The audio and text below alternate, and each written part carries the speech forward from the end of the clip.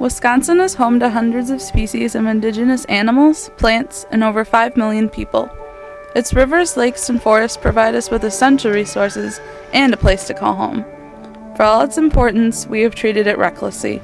As we continue to harvest it unsustainably and emit dangerous substances into our environment, we throw nature further out of its natural balance. Temperatures in Wisconsin have been rising since the mid-1800s, manifesting in less ice cover and later freezing periods for lakes in the winter. Likewise, surface water continues to evaporate. In the most extreme predictions, the Great Lakes could lower as much as 5 feet. Given the current temperature trend, up to 20 to 30% of Wisconsin's indigenous animal and plant species could perish. Many wild game will also be affected, such as moose, mule deer, and caribou. Moose especially will suffer from heat stress. The rising temperatures will attract more pests such as ticks and midges, which could devastate populations such as the white-tailed deer. Trout populations will be stressed as stream temperatures rise. Also, as certain types of trees, such as aspen, suffer from warming climate, dependent species such as the grouse will need to move north to find a more suitable habitat. Birds have already begun to migrate earlier to keep up with the changing temperatures. Canadian geese are migrating back to Wisconsin as early as mid-February, whereas in the early 1900s, they migrated in March.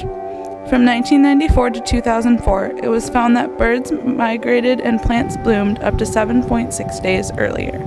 The earlier blooming of plants affects species such as the fly-catching eastern phoebe, which needs to catch up with the earlier blooming of the skunk cabbage, which the bird depends on.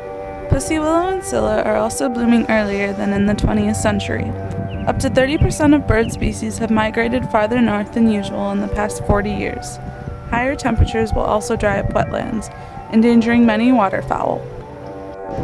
There are also invasive species expanding northward to Wisconsin. Until now, the eggs of the praying mantis have not been able to survive the Wisconsin winter.